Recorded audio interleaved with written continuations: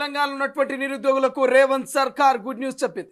So గత BRS ప్రభుత్వ హయాంలో ఉన్నటువంటి విఆర్ఓ విఆర్ఏ వ్యవస్థను రద్దు చేసింది. కానీ రేవంత్ సర్కార్ అధికారంలోకి వచ్చినటువంటి ఏడాది లోపలే మరోసారి విఆర్ఓ వ్యవస్థను తెర మీదకి తెచ్చే ఆలోచనలో ఉన్నట్టు తెలుస్తుంది.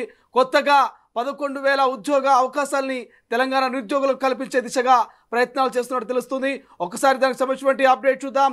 ప్రస్తుతం దీనిపై చర్చ జరుగుతుంది. గతంలో మనందరికీ తెలుసు విఆర్ఓకి సంబంధించినటువంటి వ్యవస్థను రద్దు చేసింది గత బీఆర్ఎస్ సర్కార్.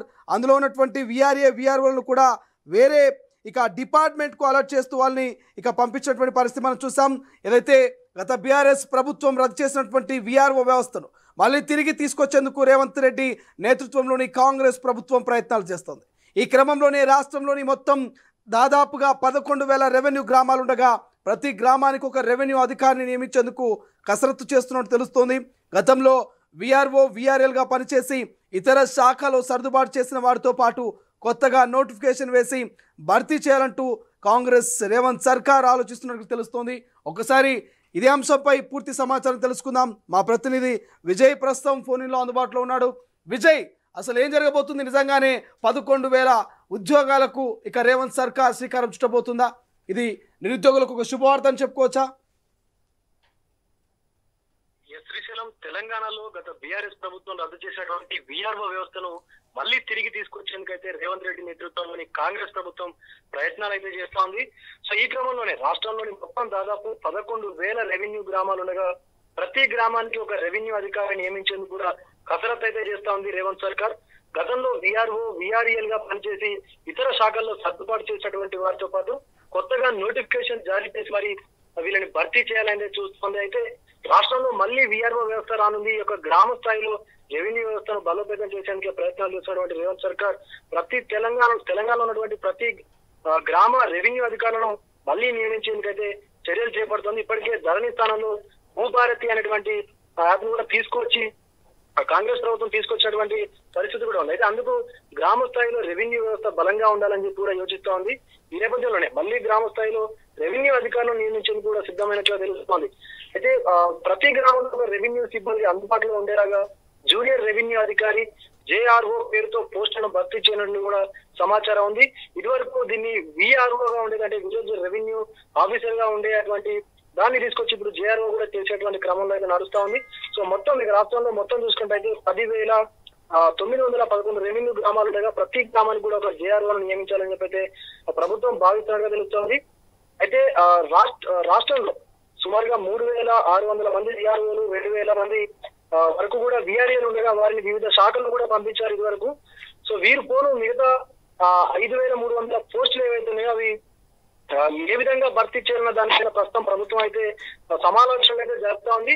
సో మరీ ముఖ్యంగా ఇంటర్మీడియట్ లో మ్యాథ్స్ లో చదివినటువంటి వారిని నేరుగా ఈ జేఆర్ఓ పోస్టులోకి తీసుకునేటువంటి అవకాశాలు అయితే కనిపిస్తా ఉన్నాయి.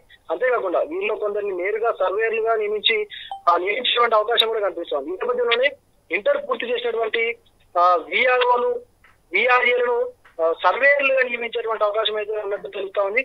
ఇలా నేరుగా భర్తీ చేసేటువంటి జూనియర్ రెవెన్యూ అధికారి అలాగే సర్వేర్ పోస్టులో ఏవైతే ఉన్నాయో అవి పోగా మిగిలిన వాటిని రాత పరీక్ష నిర్వహించి భర్తీ చేయాలని అయితే ప్రభుత్వం భావిస్తోంది. గతంలో విఆర్ఓలు, విఆర్ఎల్ గా పనిచేసినటువంటి వారు ఈ పోస్టులకు మళ్ళీ తిరిగి రావడానికి అయితే సుముఖత వ్యక్తం చేస్తేనే వారిని జూనియర్ రెవెన్యూ అధికారులుగా నియమించినట్లు కూడా తెలుస్తోంది. సో 2022కు ముందు తెలంగాణలో 5,000 మందికి పైగా ఈ విఆర్ఓలు ఉండేవారు.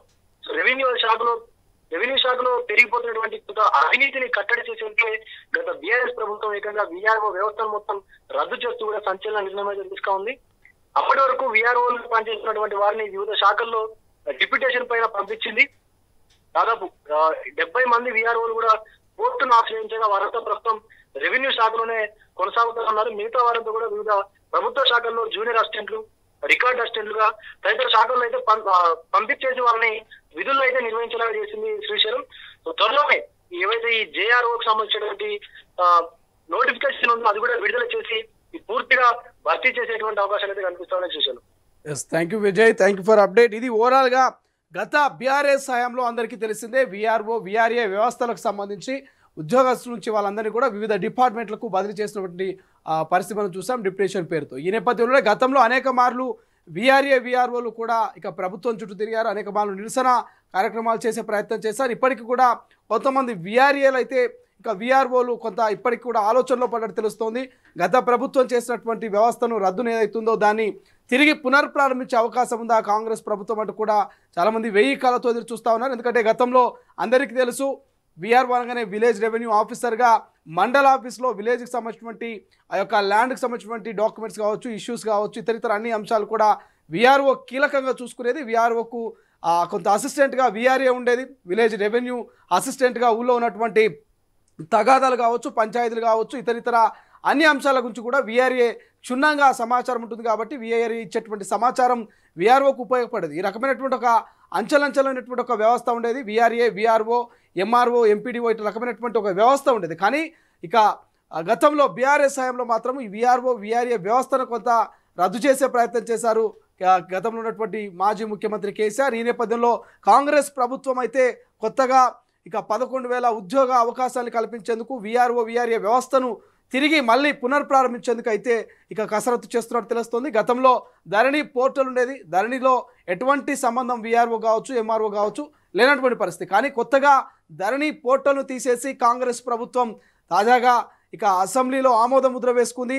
అందరికీ తెలిసిందే భూభారత్ అనేటువంటి కొత్త పోర్టల్ కూడా వచ్చింది. సో ఈ భూభారత్కి సంబంధించినటువంటి పోర్టల్తో కూడా ఒకసారిగా ధరణి లొసుగులన్నీ కూడా తొలగిపోతాయి. ధరణిలో జరిగినటువంటి అవినీతి అక్రమాలన్నీ కూడా ఇక మేము ఖచ్చితంగా బంగాళాఖాతంలో తొక్కుతామంటూ గత అసెంబ్లీ ఎన్నికలకు ముందే రేవంత్ సర్కార్ చెప్పినటువంటి పరిస్థితి. ఈ నేపథ్యంలో భూభారతి అనేటువంటి పోర్టల్ ఏ విధంగా పనిచేస్తుంది, భూభారతికి మరి నిజంగానే వీఆర్ఏ, వీఆర్ఓకి సంబంధించినటువంటి వాళ్ళ అవసరాలు ఉంటాయా, వాళ్ళ యొక్క పని మరి నిజంగా వాళ్ళ పనితనం అంతా కూడా వాళ్ళకి సంబంధించినటువంటి వ్యవస్థ అంతా కూడా మరి భూభారతికి ఏమైనా ఉపయోగించుకునే అవకాశం ఉందా? సో ఏ కోణంలో ప్రభుత్వం ఈ ఆలోచన చేస్తుందో తెలియదు. కానీ కొత్త ఉద్యోగాలకు నిజంగానే తెలంగాణలో 1000 కళ్ళతో ఎదురు చూస్తున్నటువంటి నిరుద్యోగులకు మాత్రం రేవంత్ సర్కార్ ఒక శుభవార్త చెప్పే ప్రయత్నం చేస్తున్నట్టుగా తెలుస్తోంది. అసలైన తొలి వెలుగు. ఫాలో వాట్సాప్ @తొలి వెలుగు official.